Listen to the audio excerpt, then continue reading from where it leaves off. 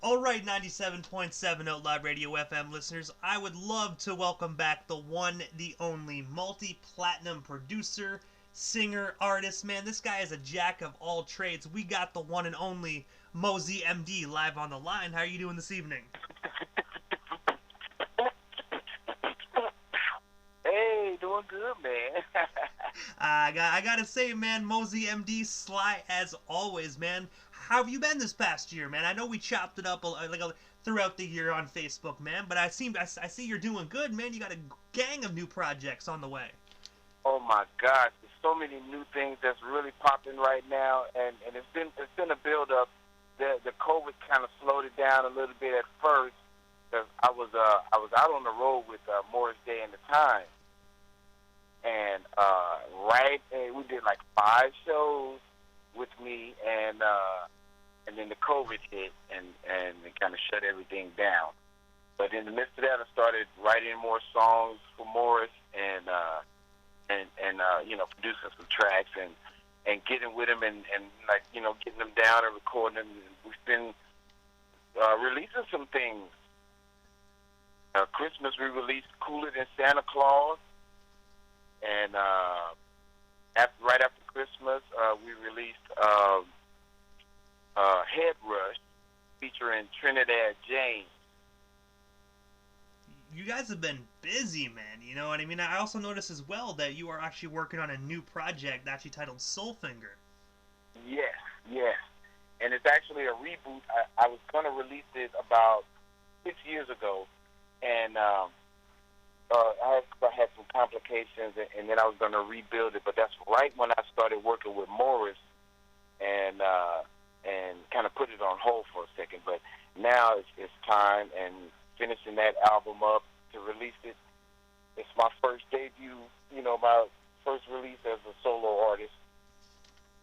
And I gotta ask you this, man, because you already know we already had you on before, you know what I mean, and I know you have like so much work under your belt, but since we're actually on the topic of Morris Day, man, like I noticed as well that October 30th, yourself and Morris Day actually wrote and produced the album Cooler Than Santa Claus. I was wondering, man, because I know you just told us a little bit about that, but where can our listeners actually snag themselves a copy? It should be available on all platforms digitally. Your Amazon, your iTunes, it's on Spotify, and all of those things. And I noticed as well, man, like, I gotta say, man, I'm so happy for you as well, man, just being able to do what you love to do and work with Morris Day, because I remember right before our first interview, I noticed you were on, I think it was the Jimmy Kimmel show, man, like, that must have been huge. Yes, yes, yeah. That was about a year and a half ago, I think, maybe in October, and we did that, and it was promoting Little Mo Funk that was featuring Snoop Dogg. And I gotta say, because like, I know we spoke about it like our last interview, but I gotta say, man, I don't think I told you this. I remember because I'm down here in Canada, as you already know. So when I actually watched that on TV, I was rooting, I was screaming, I'm like, Mosey, I was like, yeah, I was happy for you, man, because you know what I mean. Like you deserve that more than anybody I know, man. The trials and tribulations you've been through and the work you did, man. I'm so happy that now you were getting your accolades you truthfully deserve. Thank you. Yes, and we're about to go promote this Head Rush song with Trinidad James. We're going on Jimmy Fallon on the 19th of March, and we're going to promote that song. So we're continuing. We're gonna. There's a lot of surprises on the album. There's so many people that we got involved and really building it into this epic thing. It's going to be incredible. And I gotta ask you, man, because Jimmy Fallon, Jimmy Kimmel is actually like my favorite one that I personally watch every single night. So I gotta ask you, man, how did you guys land that opportunity? Did Jimmy call you, or did you actually reach out to Jimmy? Like, how does that process work to actually get on the Tonight Show? Well, Morris has an incredible manager. His name is Courtney Benson, and he's been in the business a while. He used to be Nelly's manager back in the day. He brought him into the game, and him and Morris hooked up and have been vibing for a few years and brainstorming his comeback. So a lot of these things that Morris is doing, it's kind of the brainchild of Courtney. And I gotta say, man, I'm looking forward to that. And I know you probably can't let too much out, but what can we expect from this performance? This performance on Fallon? Fallon, correct, yes. I actually don't know all the details yet, so I can't spill the beans. Hey, but you know what? I gotta say, at least that's a good thing. You know, it keeps all of us, you know, excited and ready for it, and especially you yourself, man. I think it's gonna be a great opportunity, and to just go out there and rock the house, man, like you always do. Exactly, and you will get to see my face this time, and you know, they're really kind of really starting to do a thing where they want me to be more seen. I'm going to start being in the videos and you know, getting my just due. They want to see me get my just due as much as I do, you know. But I want to take you down a trip down memory lane, man, because like as you already know, I make sure, I mean, myself and my team, we do our research on these interviews, man. And there's a few things that I didn't ask you last interview that I know that I have to bring up this time. But I want to take you back to the time, man, when you were actually in an episode of a different world playing guitar. I was wondering, man, what was that experience like, just being on that hit '90s show? That was an incredible experience, and it was unexpected. At the time, I was with a production team, and we were called Crazy Boy, and it was me, Lamorius Tyler, and Dale Harewood. And so at the time, we were doing like pop music and R&B, you know, with Capitol Records and with A&M Records and with MCA Records. And we were managed by Norm Nixon, Storm and Norman from the Lakers. And he, of course, is married to Debbie Allen. And she was like, we're doing this episode with Ron Johnson. He's going to be playing drums and, you know, this whole thing. And, you know, we need some band members. And I'm like, yeah, that's cool. I thought all of us was going to do it. But they ended up only needing a guitar player. And so, oddly enough, I was going to the thing, you know, I brought my amp and the guitar, and I'm like, realizing, hey, they haven't given me a score or anything. Like, I don't know what's going on. What we going to play? And it wasn't until we were in rehearsal, and they said, here we go, action. And then the music started playing. I was like, okay, we're pretending.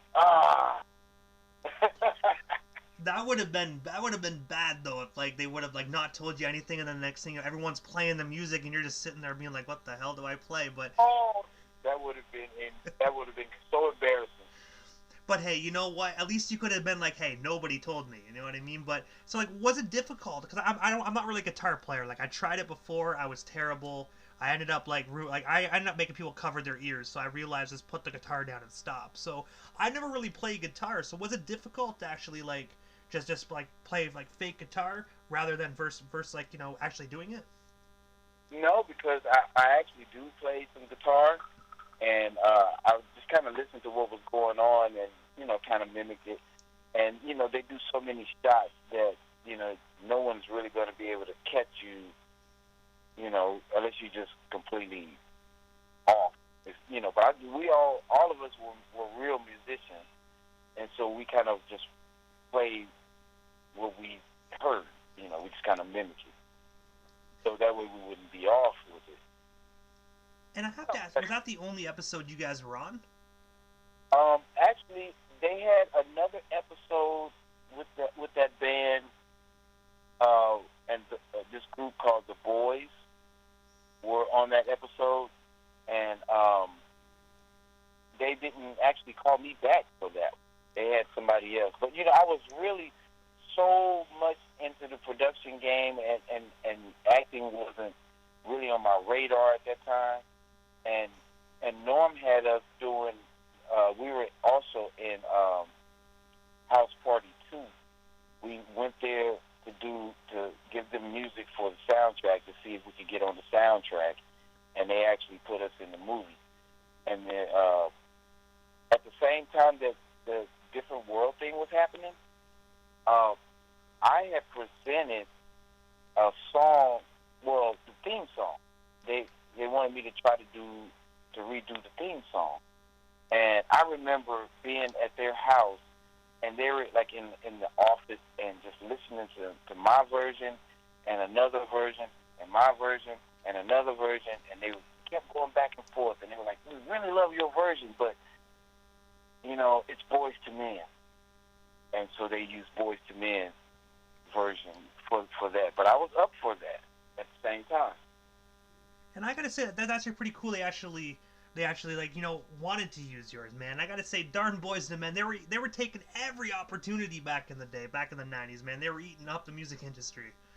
Yes, and I was caught up in a lot of that.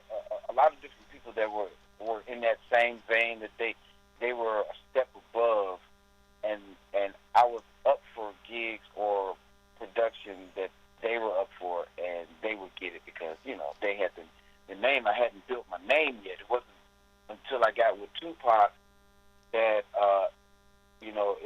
it really spread my name more across. Like the industry knew who I was, but they didn't see me in that light as the star producer. I was helping when I first came in. I was helping another guy, Kenny Harris, produce his stuff, and he was getting the credit. And in some cases we would get co-producer or whatever, but not normally. And we were played in the background. And it wasn't until Tupac that I was taken serious as like, wow, this guy knows what he's doing, because Tupac recognized it immediately. Like when I first met him, the first things out of his mouth was, I'm so glad to meet you. You know what you're doing.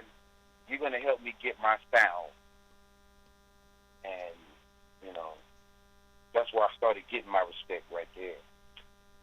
And I gotta ask you, because I know we talked about Tupac, Tupac last time, and of course, as we already know, you actually produced Me Against the World and also Thug Life. But I have to ask you, did you have any interactions with Tupac, after, obviously after he got out of jail and went on death row? Because I heard some stuff, he kind of changed a lot after getting out of prison. He changed a lot because he had a vision, and like I explained to him that going to death row would be a bad idea. That financially, contractually, all of that stuff, it wouldn't work out for him, and he didn't really believe me. And so once he got out of jail and he signed with death row, he didn't call me anymore because he kind of already knew what I felt about it.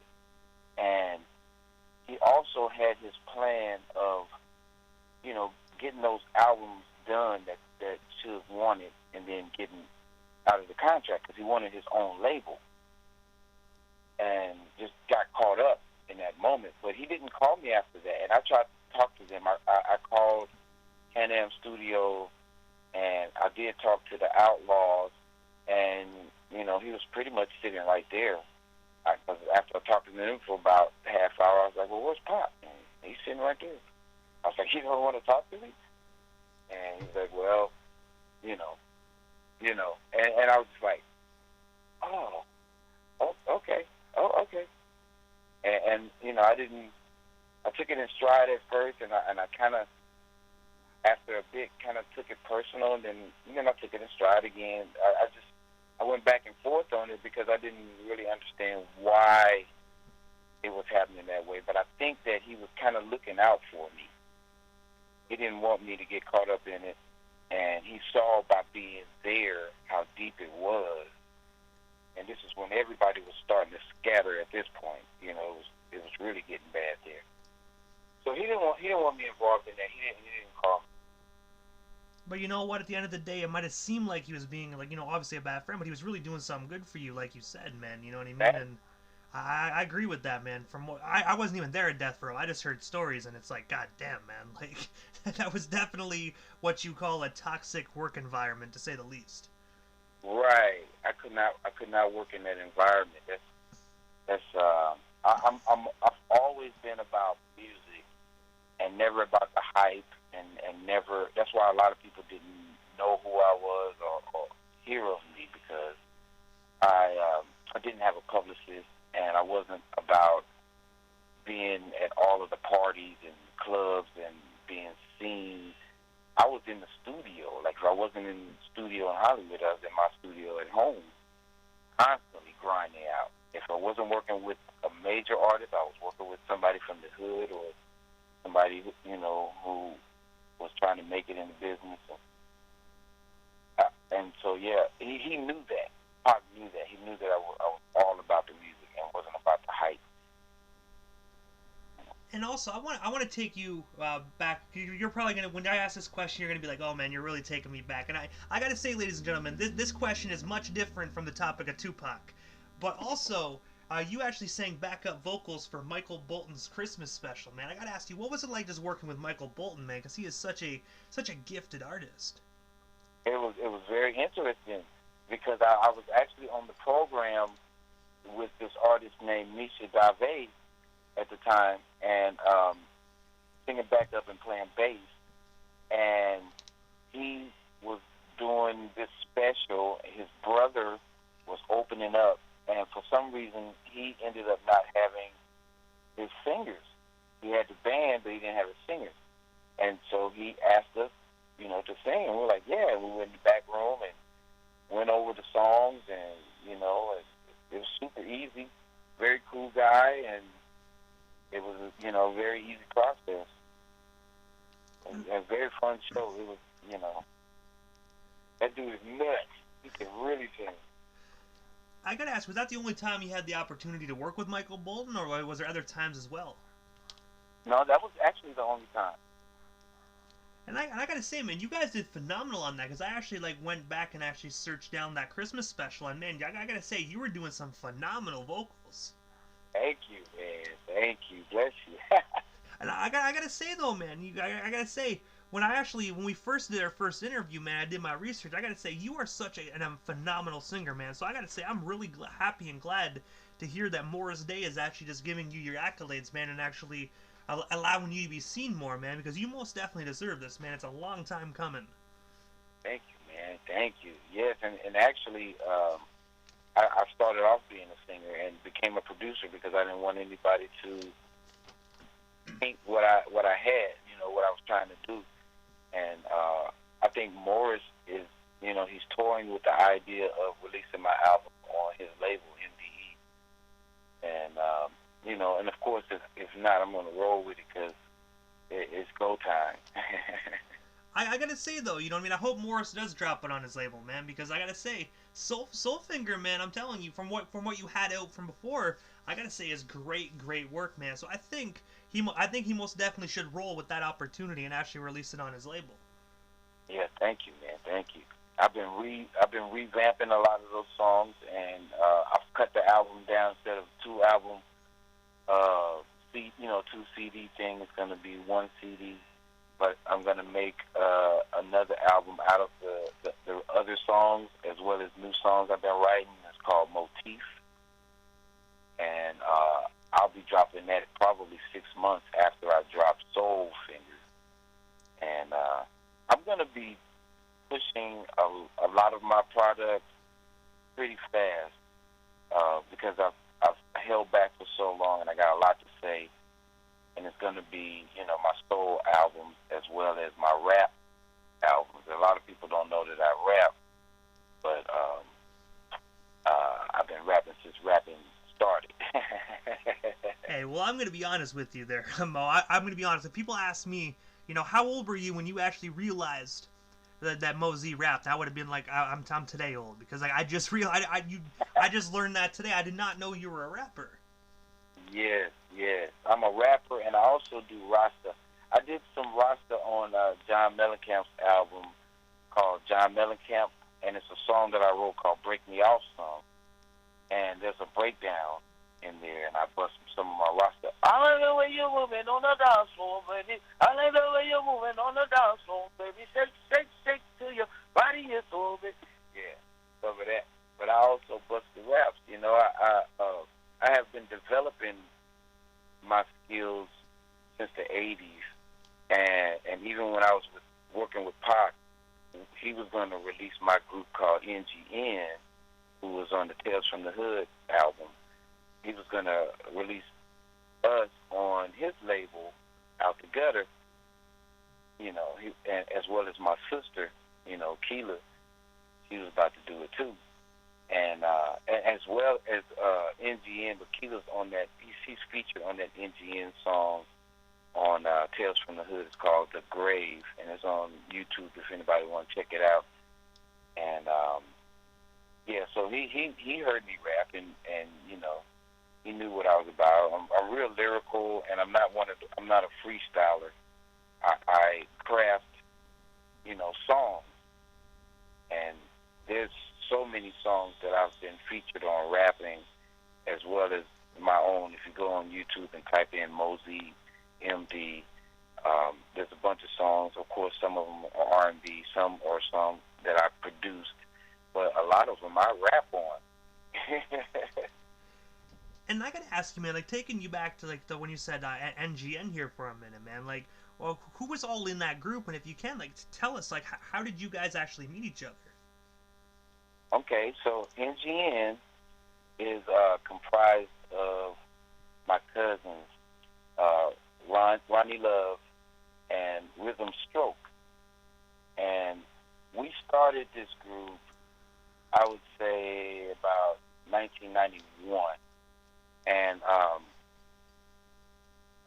no, actually it was 92. And I started my label Funk House because my cousin Ronnie Love and how he raps.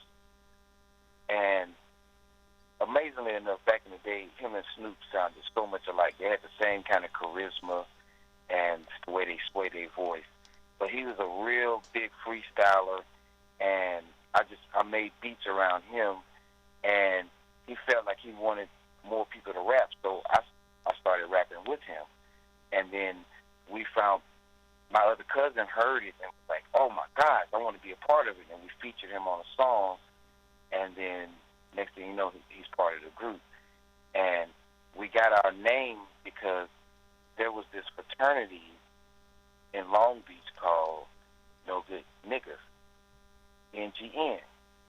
And so in the midst of one of our songs, my cousin said this in the song, not really referring to them, but it made me go, you know what, that should be the name of our group.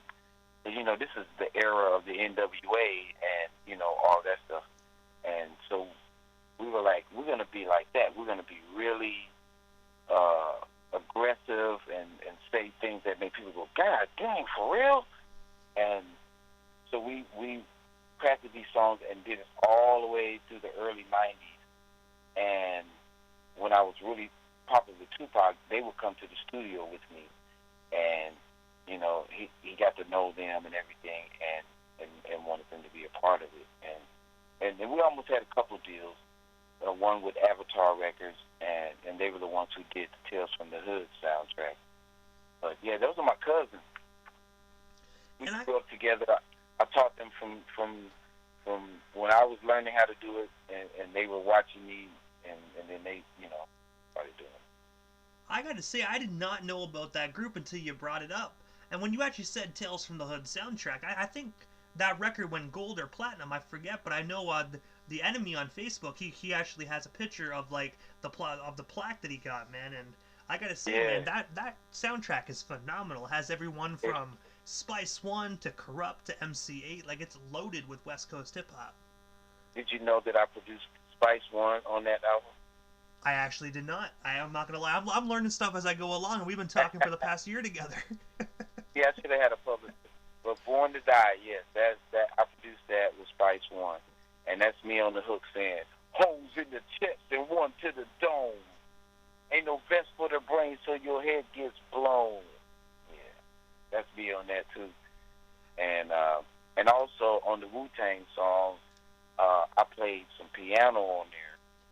That they ended up using just a little bit of it in the mix, but I played piano on that, and that was weird because I got a call from Greg Ski, who was a really big producer in California and LA area, and a lot of us learned from him and editing and all that kind of stuff. He's credited on a bunch of records in the 80s, editing and mastering and that kind of stuff. But he was doing this thing with Wu-Tang, and he was like, we got this sample, but we can't clear it. So can you, like, come and, like, replay the piano part? And I was like, oh, yeah, yeah. And went there, and I'll never forget that day, because that's the day I met Ice Cube. He was at the studio next door, and he was outside playing basketball, and I ran out there and hollered at him for a second. And, yeah, that was a cool day. Hey man, it's not every day you get to play piano for the Wu-Tang Clan and then meet Ice Cube in the same day. I don't know. That just sounds like a dope ass day. That's a dope day, yeah. But my whole career has been that since I was 12. I've been playing with like gospel artists that were famous, and you know, like Edwin Hawkins singers, and that turned into me and Keela singing with Earth, Wind and Fire in '88. We sang on tour with them for 5 shows in LA. That turned into us singing background for Philip Bailey on his album, his gospel album. And I mean, it was just a lot. We were doing so much. There was so much going on. We were either in Hollywood or doing the Hollywood stuff or doing gospel stuff constantly. That was just, it was our life, you know, and that's all we've ever known since childhood. And we never got like starstruck working with people. That's why they loved us, because we knew how to be around them, because that's how we grew up. And the one thing I have to ask you, because I gotta say, this one just popped in my head, and I don't normally ask generic questions, but I'm really curious because you have such a lengthy, legendary career. So I have to ask you, Mo, like, because obviously, like I said, you're a producer, you're a rapper, you know what I mean? You've done songwriting, you've done all kinds of stuff. Like, what profession in the music industry do you really enjoy most? Like, do you enjoy the singing part? Do you enjoy the production? Or do you just enjoy the rapping side of things more? I think that it has to, for me, it has to be a balance of all of it, because I have energy in all those areas, and even when I do a show, it has all of that. I have a live band. I play, and then I also, you know, get up and rap and get up and sing, and I dance a bit, and I, you know, beatbox and scratch, and like there's all sorts of things that go into it, because I don't know, like I feel like my whole body is an instrument, and it just resonates with whatever I touch. That's why the soul finger thing, that's why it resonates so hard with me, because it's like what's in my soul comes out through my fingers, honestly, for real. And I gotta say, and then that right there, it goes right back to your new album, man. You know what I mean? And that, like right then and there, that sounds like a phenomenal name for a record, because it defines exactly who you are. Exactly. But I gotta ask you, Mo, like, just from this interview, man, and everything you got going on this year, like, is there anything I happened to miss during this interview? Because I know you said you're going on Jimmy Fallon here in about a couple weeks. You're gonna be, like, you know, releasing Soulfinger. You're working with Morris Day. Like, is there any other projects you want to plug while we still have you here live on the Canadian airwaves? I absolutely do. When I was back working with Pac, I started this company called IMI, the Institute for the Musically Insane, and the whole premise of it was to counter what the industry is doing, because they're based on screwing people for their money and getting all of the work out of them. So I started that company then. I had to revamp it because it kind of went south when I went with John Mellencamp. I have now started this company in Fort Wayne, Indiana, and I've partnered with guys from here that are experts in their fields. And one is Will Brown. His dad was one of the chief engineers for Stax Records and engineered some of the most incredible records back in the day. And he's a percussionist, and he's a vocal coach, and he's a singer, and amazing. And then there's Brad Smith, who Will himself developed, and he's a producer, and he does a lot of things in the industry. You know, he's like coming up right now as we speak, and he also has his thumb on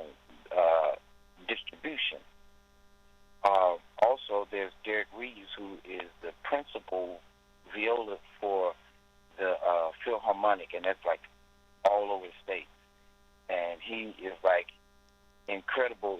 He helps us make these orchestrated vibes, and like we have all these elements, and we've brought in all these artists who are incredible. We developing them in their field and helping them get to where they're going, and it's kind of operating like a union. We're not a label. We're a union because we're all putting together this whole vibe and helping each other get to the next plateau. And so it's something that's different, and it's not focused on scamming people for money, but it's getting you to where you need to go, and you're doing your tours, and you're getting your records out, and you're getting your streams and all this stuff. So there's a lot of details to it, but this is what I've started, and we already have 23 artists that we're going to be bringing out from this whole year and next year, and you know, Soulfinger is a part of all of that. It's going to be in the mix of all of that. But we have some wonderful artists that's going to just kill the game, and it's not all rap. It's rock, it's country, it's hip hop, it's genres that we can't even explain. But we're interested in artists that are trying to make their own way and not trying to be what somebody else is, but be real artists and express yourself. So that's my new thing, my new focus, and Keela's album is a part of it as well. She has a gospel album that we're going to be putting out, and it's going to be epic, man. It's different than anything anybody's doing. And when you said a few moments ago about like labels ripping people off and whatnot, I want to ask you your opinion, man. Like, what's your opinion on this whole Spotify stuff going on? Because I don't know if you saw the news about, like, you know, a lot of people are giving Spotify a lot of trouble for giving artists, like, I think, like a quarter of a penny. Like, what's your thought on that? Because I do know in a way, like, that's kind of like the new label type stuff nowadays. Like, you know, there's nobody's really going for a record deal. They're mainly just distributing themselves onto like Spotify and whatnot. Right, and they're doing the same thing in the sense of when you sign to a label and they have all these percentage splits on your album, and you end up getting like less than 13. It's supposed to be 13% at the least when you're a new artist, but even that 13% of your hard work, you're paying off other people because they're doing this and they're doing that, but they're cutting corners to make their thing work so they can make extra money and not giving you your due. So this is kind of the same thing. You have to have so many streams to make a certain amount of money, but I guarantee they're making all of their money because of all the subscriptions and all the things that, you know, people are paying into. And it's just not fair. It's just not fair.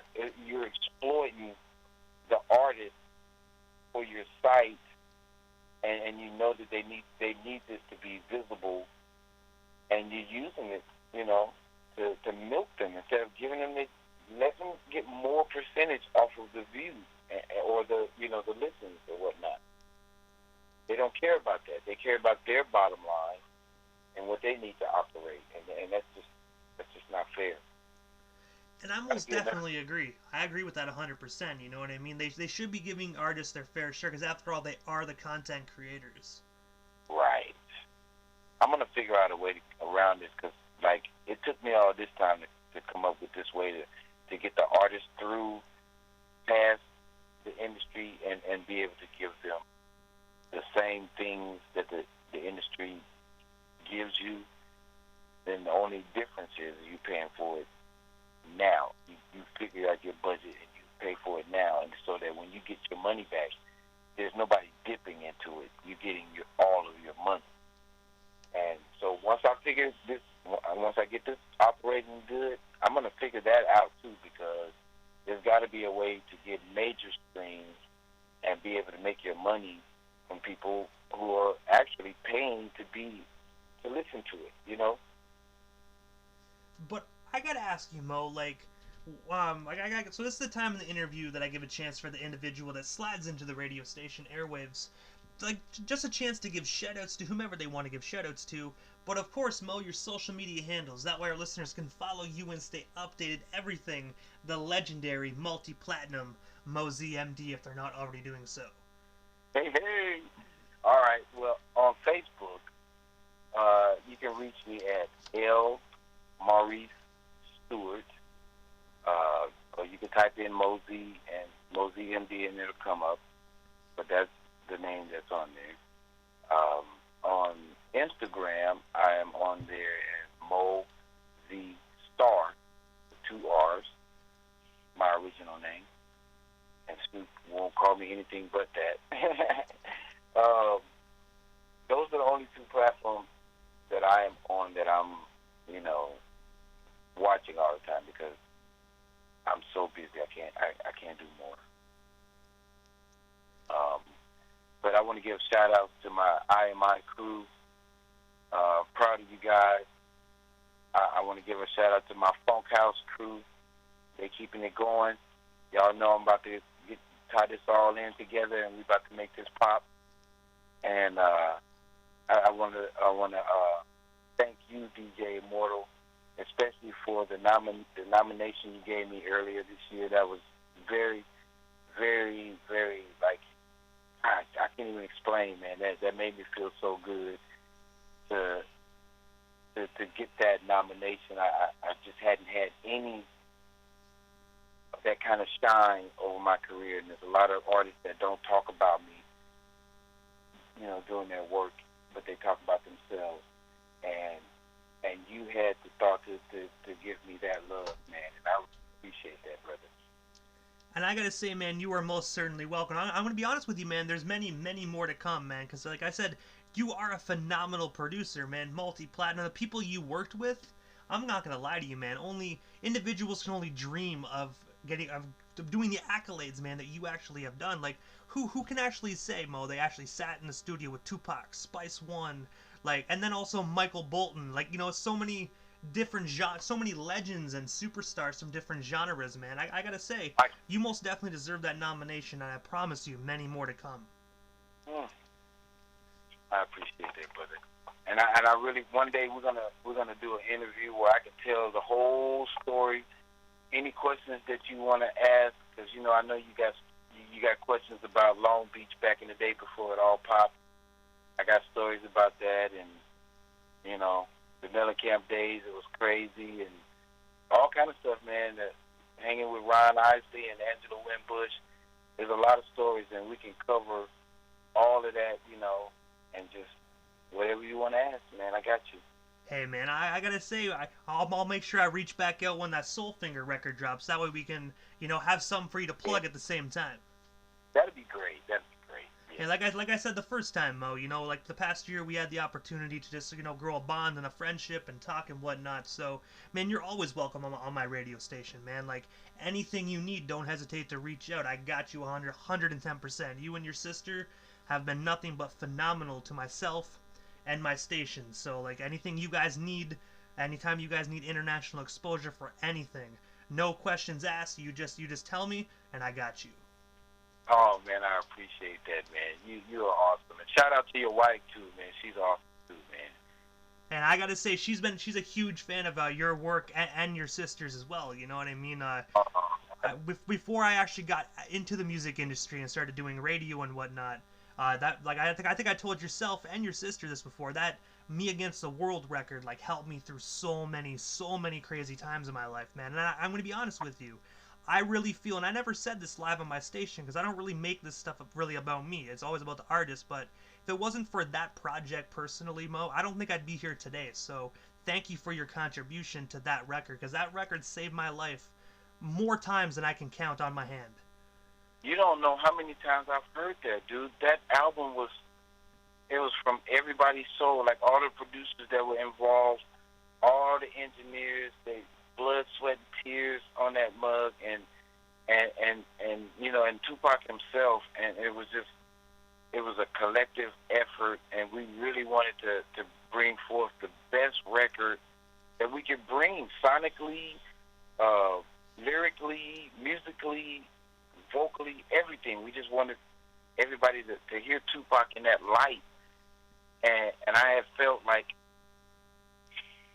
and this is no disrespect to any of the other producers, because I'm friends with a lot of these other producers, but there was a disconnect in what was being delivered as far as sonically.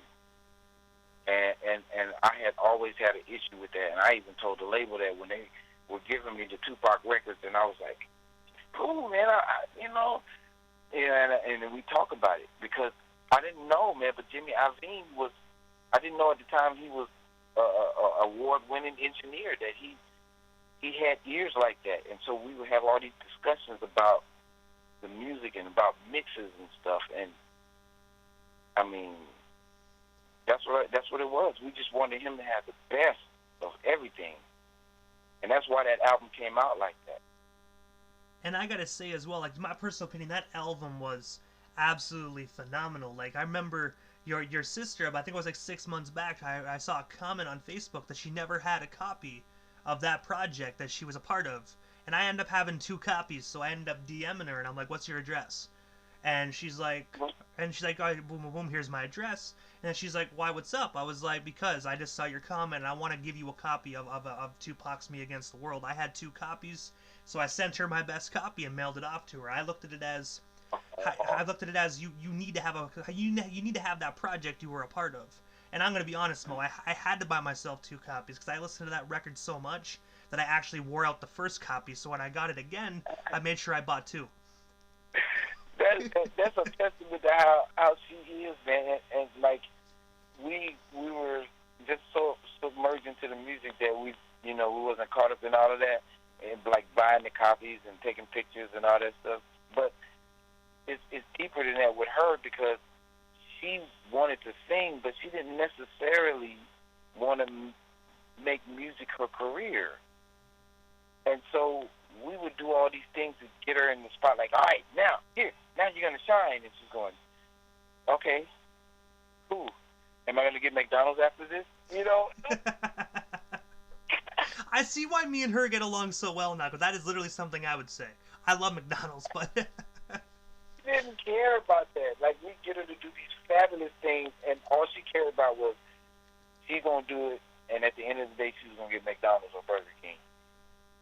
Hey, you know what? It sounds like a pretty damn good compromise, but I know your sister's either listening live or she's going to be listening after, so I just got to say, thank you to her as well for years of amazing music, because she is such a beautiful singer, man. I'm telling you. Yeah. She could make a blind man cry. She's the reason we went to California. I'm telling you. I sang and did talent shows from, I remember at 5, but it could have been earlier, but I remember at 5 doing talent shows all the way up until when she couldn't even speak words, but she could sing. And my dad was like, no, we're going to California. We're getting you guys into music. And she's the reason. And I gotta ask, when she was singing as a kid, like obviously, like you said, she wasn't speaking words. Was she singing actual words, or was she just singing harmonies? You know how kids, they don't know the words to the song, but they just kind of say what it sounds like? Oh, yeah. And she was doing that because she, of course, couldn't speak. And it was on pitch, though. Hey, man, you know what? But I gotta say, look at you guys now, you know what I mean? Like I said earlier on in the interview, you guys went on to do amazing things. Yes. And we couldn't even look at it like that's what we were doing at the time.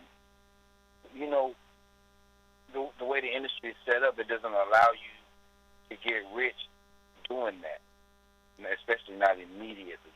And a lot of people fake that. Like, a lot of people y'all think got a lot of money don't have no money. They just like us. Like, you probably got more money than them. Seriously. And they stars. But that's how the industry is set up.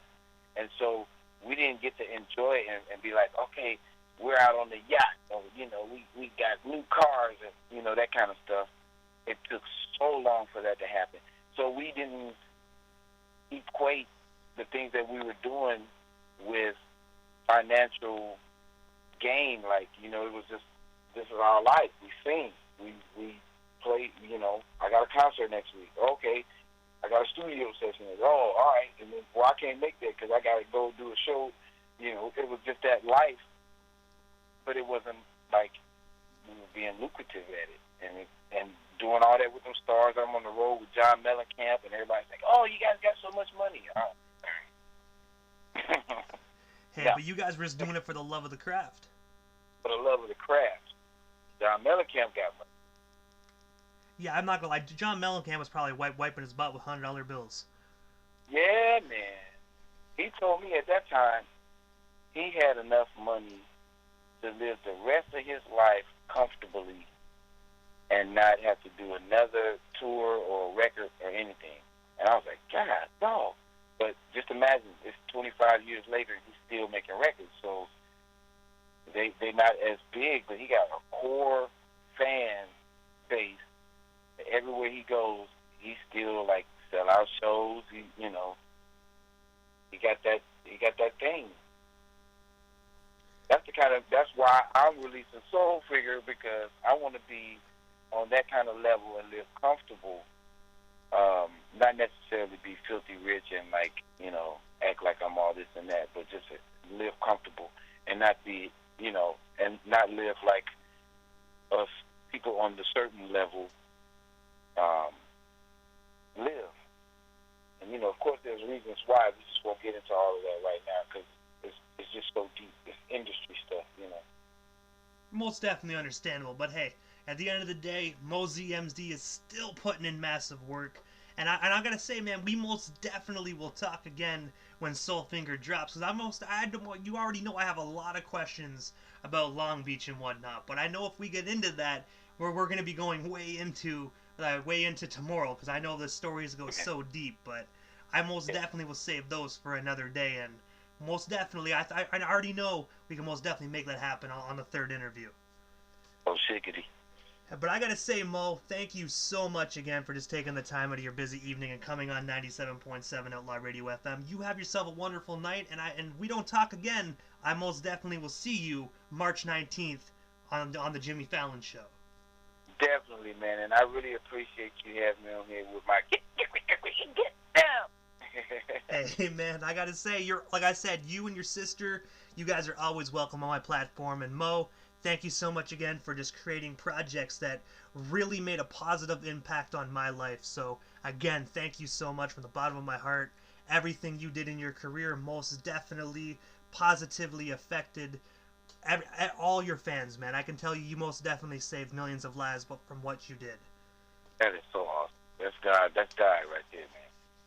But I gotta say, Mo, again, thank you so much, and most definitely be safe and have yourself a wonderful night. All right, my brother, you too. Thank you so much. You're most certainly welcome, brother. All right, peace, y'all.